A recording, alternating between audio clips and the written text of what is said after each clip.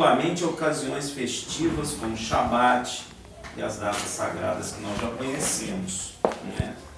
Mas também nos impõe estar especialmente alegre durante essa festa. É alegria mesmo, gozo, felicidade. Lá no 5º livro da Torá, Deuteronômio, está escrito o seguinte acerca dessa festa. Deuteronômio 16, de 13 a 14, diz assim: a festa dos tabernáculos celebrarás por 7 dias, quando tiveres colhido da tua eira e do teu lagar. E na tua festa te regozijará, ou seja, se alegrará. Tu, teu filho e tua filha, teu servo, tua serva, e o levita, o peregrino, que é o estrangeiro, o órfão e a viúva que estão dentro das tuas portas. Amém. Ele está dizendo para nós nos alegrarmos. Muita gente vê nessa festa somente o fator agrícola, mas obviamente não é. Amém?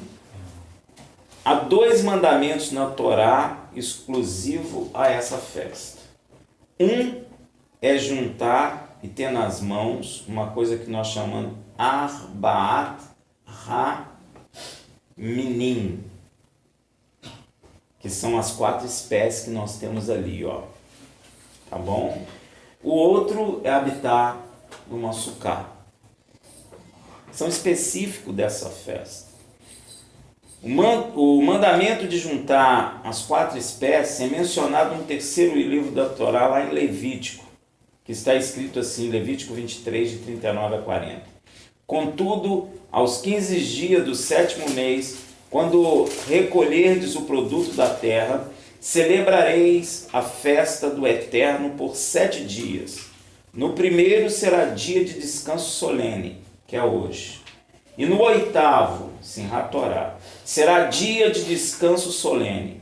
E tomarei para vós no primeiro dia o fruto da árvore formosa, palmas da palmeira, ramos de murta e de salgueiro de ribeiras. E vos alegrarei diante do Eterno vosso Deus por 7 dias. Aí está a referência ao Arbat Haminim, as 4 espécies. A fruta escolhida para nós aqui é esse limãozinho aí, ó, siciliano, que é muito parecido com edrog, né, que é também um limão. O ramo verde é o lulávio. Nós, na realidade, nós até fizemos uma adaptação, amém? Mas não ficou ruim, não. Os galhos folhosos são o radassim, né? E o salgueiro da ribeira são aravot. É um mandamento divino juntar essas 4 espécies e sacudi-las em Sucotes. Por quê? É oferta de movimento ao nosso Deus, em nome de Yeshua, em agradecimento daquilo que Ele nos deu da terra. Porque nós vivemos de forma muito superficial, né? Mas, na verdade, tudo que temos vem da terra que Deus criou. Não é? Tudo. Tudo a comida que comemos, a roupa que vestimos, até os nossos sapatos que hoje são de plásticos, né? Mas vem da árvore, né? Do látex. Eu acho que não tem outro material, tem? Petróleo, né? Mas é menos, né? Aqui no Brasil, pelo menos. Mas petróleo vem da onde? Vem da terra também. Tudo vem da terra. Tudo vem da terra que Deus criou, né? Então, podia levantar ali para mostrar, pastor? É esse ramo limão junto.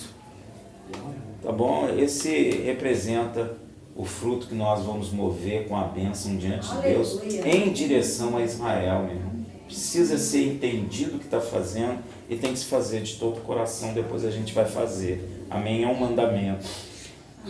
Pode deixar ali. Um segundo mandamento da Torá, que também é exclusivo desta festa, é a de habitar em uma sucá. Durante os 7 dias da festa, em sua Torá, Deus ordena ao povo viver em Sucotes, não é?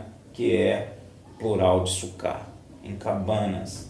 durante 7 dias. Isso está escrito em Levítico 23, de 42 a 43, que diz assim: por 7 dias habitarei em tenda de ramos, todos os naturais em Israel habitarão em tenda de ramos, para que as vossas gerações saibam que eu fiz habitar em tenda de ramos filhos de Israel, quando os tirei da terra do Egito. Eu sou o vosso Senhor e Deus. Amém?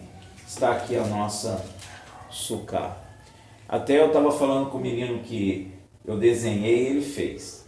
Eu estava até falando com ele que eu sempre tive esse sonho de fazer uma sucá que desmontasse assim e guardasse para o outro ano já tê-la, não é? Isso é fantástico. Glória a Deus. Pois agora nós temos o nome de Yeshua, não é?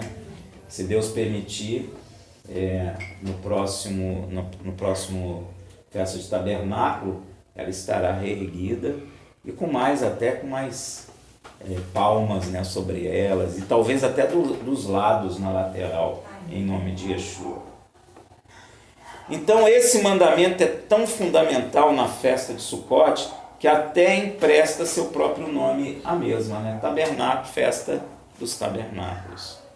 Esta festa é a época anual de recordarmos a Sucote, plural de Sucá, as moradias temporárias e portáteis nas quais os judeus viveram durante sua jornada de 40 anos através do deserto. Foram 40 anos, não é? Você pode imaginar? Com Deus andando em sua caminhada para a terra de Israel.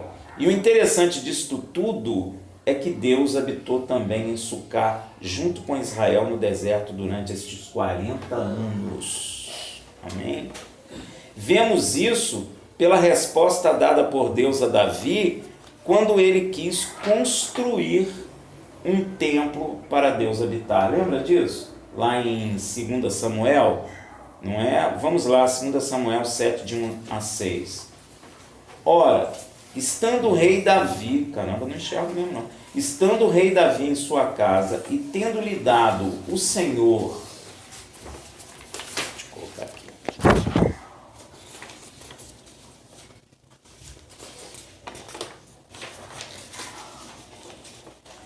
descanso de todos os seus inimigos em redor, disse ele ao profeta Natã: eis que eu moro numa casa de cedro, enquanto que a arca de Deus dentro de uma tenda.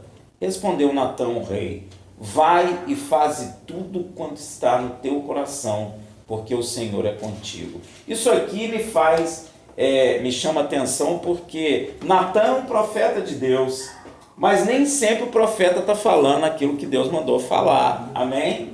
Ele é um profeta, ele não é um falso profeta, mas ele deduziu que sempre Deus era com Davi, então Davi pensou em construir uma casa, um tabernáculo para Deus, não é? Então ele falou: como Deus é contigo, faça o que está no teu coração.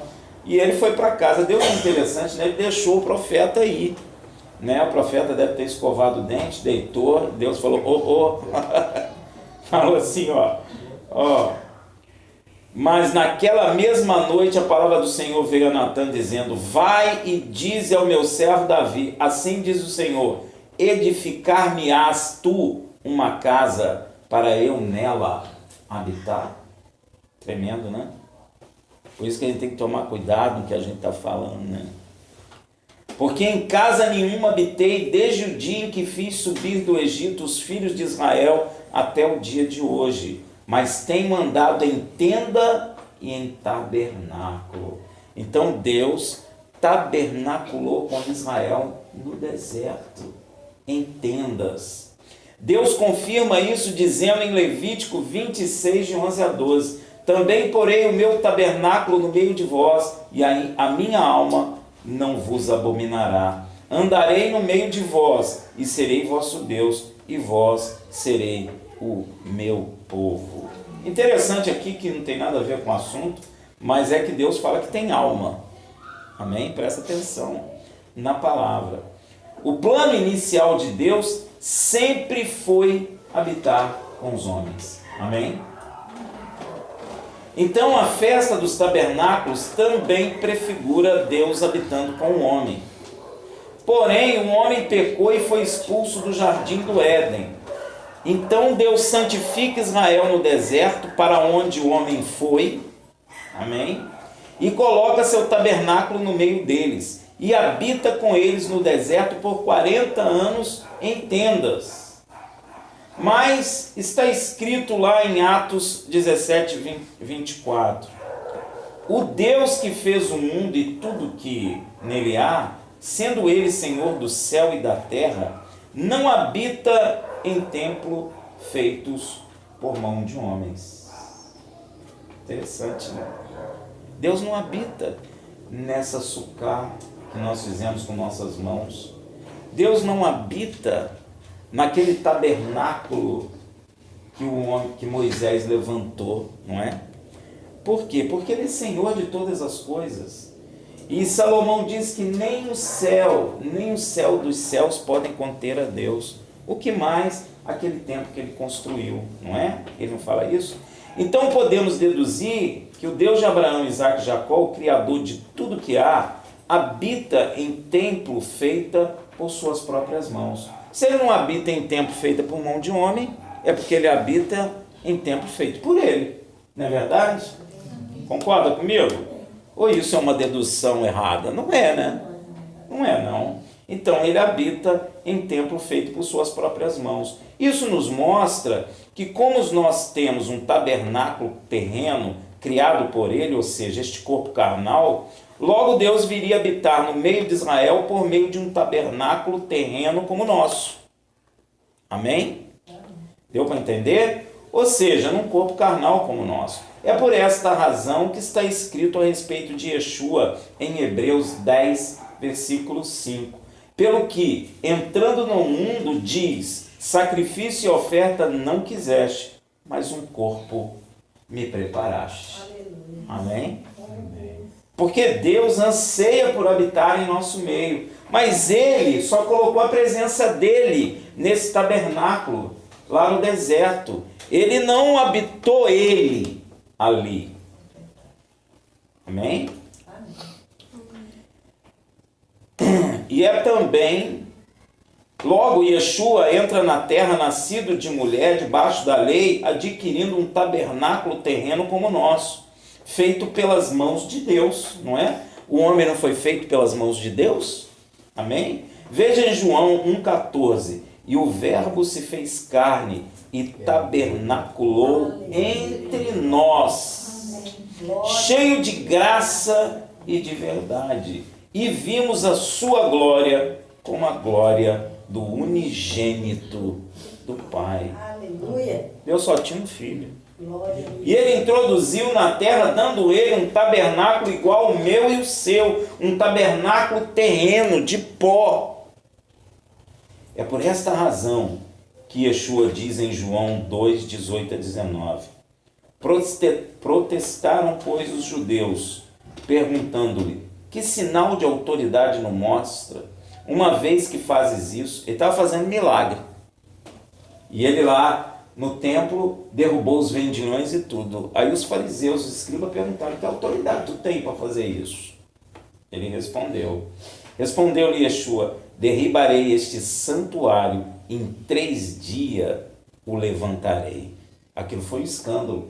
Eles ficavam dizendo, como é que você vai derrubar esse templo que foi construído em 70 anos? Você vai derrubar e reconstruir em 3? Eles ficaram loucos. Mas Yeshua explica em João 2,21 a respeito disso que ele falou.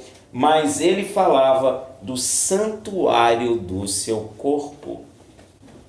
Assim, o tabernáculo edificado por Moisés no meio das tribos de Israel no deserto, por meio do qual Deus falava com Israel, representava Yeshua no meio de Israel, um homem santo, por meio de quem o próprio Deus veio habitar no meio dos homens. Isso está escrito em 2 Coríntios 5,19. Pois que Deus estava em Cristo, reconciliando consigo mesmo o mundo, não lhe imputando aos homens as suas transgressões, e nos encarregou da palavra da reconciliação. Então, na verdade, Yeshua é o templo não feito por mão de homens, que o Deus Todo-Poderoso veio habitar no meio de Israel, como ele fez no deserto. Amém? Só que no deserto, ele estava habitando num templo feito por mão de homens, ele colocava a presença dele ali. Amém? E no templo também em Jerusalém. Veja também Colossenses 2, versículo 9. Porque nele habita corporalmente toda a plenitude da divindade. Então, como Yeshua, ele adquiriu um corpo como o nosso, um templo como o nosso, feita pela mão de Deus, então Deus pôde habitar nele em plenitude. Amém? Deus estava na sua plenitude, habitando em Yeshua. Por isso que Filipe falou, mostra-nos o Pai. Aí o Pai respondeu para ele através de Yeshua, tem me visto há tanto tempo e não credes? Credes ao menos pelas obras que as faço. Amém?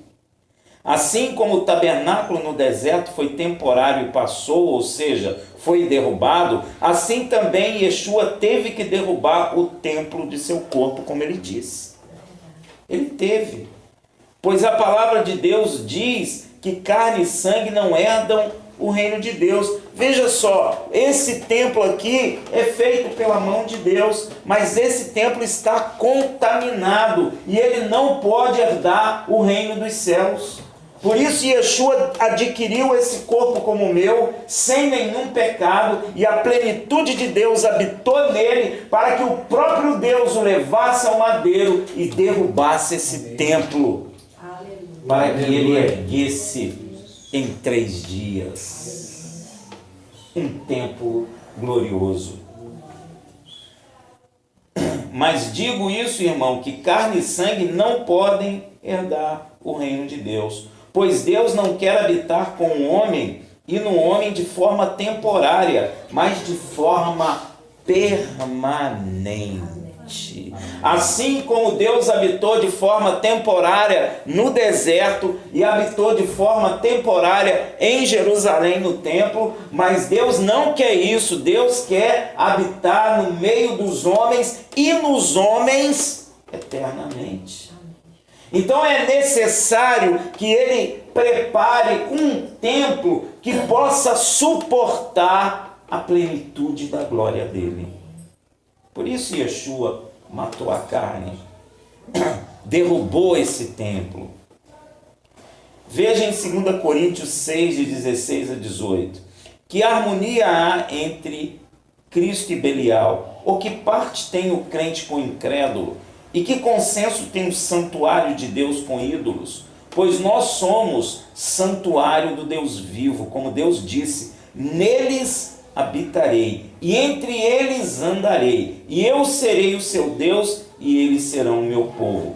Pelo que saí vós do meio deles, e separai-vos, diz o Senhor, e não toquei coisa imunda, e eu vos receberei, e eu serei para vós pai, e vós serei para mim filhos e filhas, diz o Todo-Poderoso. Na verdade, Deus não só quer habitar entre os homens, mas Deus quer habitar no homem, em você. E para isso Deus tem te preparado, para que num futuro bem próximo, Deus tabernacule em você eternamente. Então, aqueles que creem necessitam também, como Yeshua, de serem despidos deste tabernáculo terrestre contaminado com pecado e serem revestidos de um tabernáculo eterno e permanente. E Deus já preparou aqueles que creem para isso. Você já foi preparado para isso por Deus. Veja isso em 2 Coríntios 5, de 1 a 5. Porque sabemos que se a nossa casa terrestre, esse tabernáculo aqui, nossa casa terrestre, deste tabernáculo se desfizer, temos de Deus um edifício, uma casa não feita por mãos eternas no céu. Isso aqui confunde muita gente, achando que Deus está fazendo uma casa lá no céu para você ir lá habitar lá. Não é isso. Deus está nos preparando para que nosso tabernáculo seja transformado, mas seja de natureza divina. Amém. Não mais de natureza do pó do primeiro Adão. Pois neste tabernáculo, nesse aqui, nós gememos, desejando muito ser revestido da nossa habitação, que é do céu. Aí, agora nós seremos revestidos de uma habitação que é do céu, a mesma habitação que Yeshua foi revestido. Se é que estamos vestidos, não fomos achados nus. Ou seja, se é que vestidos com isso, não fomos achados em pecado. Porque, na verdade, nós, os que estamos neste tabernáculo, gememos oprimidos, porque não queremos ser despidos. Eu vou traduzir para você. Nós gememos oprimidos porque temos medo de morrer, não é verdade? Quem quer morrer? Ninguém. Então nós estamos oprimidos porque temos que morrer. Amém?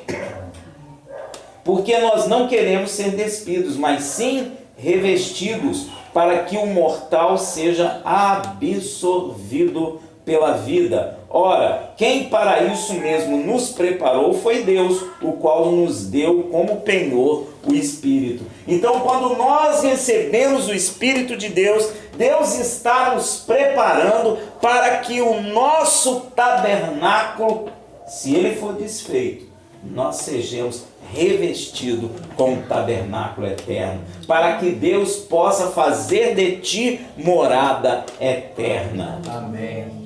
Aí sim estaremos preparados por Deus para cumprir a sua vontade de habitar em nós e entre nós para sempre. E o cumprimento disso está em Apocalipse 21, de 3 a 5. E ouvi uma grande voz vinda do trono que dizia: eis que o tabernáculo de Deus está com os homens, pois com eles habitará, e eles serão o seu povo, e Deus mesmo estará com eles. Ele enxugará de seus olhos toda lágrima, e não haverá mais morte, nem haverá mais pranto, nem lamento, nem dor, porque já as primeiras coisas são passadas. E o que estava sentado sobre o trono disse: eis que faço nova todas as coisas. E acrescentou: escreve, porque estas palavras são fiéis e verdadeiras. Deus quer habitar em você, e é por isso que quando nós cremos, nós recebemos o Espírito, porque Deus está nos preparando para nos transformar, para que nós tenhamos um corpo de glória, aonde Ele possa fazer habitação perpetuamente. Para que aconteça aquilo que Yeshua fala, aquilo que o apóstolo Paulo fala nos evangelhos, que quando a morte for tragada, o próprio Yeshua se sujeitará a Deus, para que Deus seja tudo em todos. Nós participaremos da natureza divina, por isso Deus poderá habitar em nós para todos sempre. Amém? Então, a festa do tabernáculo será eterna, porque Ele habitará conosco e em nós para sempre. E você verá maravilhas, porque a palavra de Deus diz que Deus preparou para aqueles que o amam, nem olhos viram, nem ouvidos ouviram, nem subiu no coração. E aí sim tu estarás preparado e tu verás maravilhas de Deus, como Yeshua as conhece. Assim também nós as conheceremos. Então, meu irmão, festa de tabernáculos é muito mais profundo do que as pessoas estão vendo. A festa dos tabernáculos, ela envolve você pessoalmente.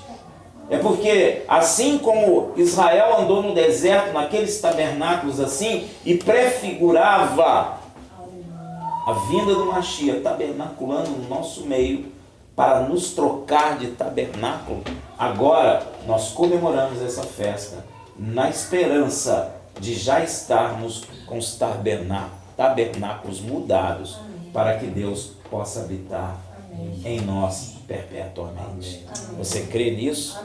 Então, meu irmão, Hag Sameia Sukkot. Feliz festa de Sukkot.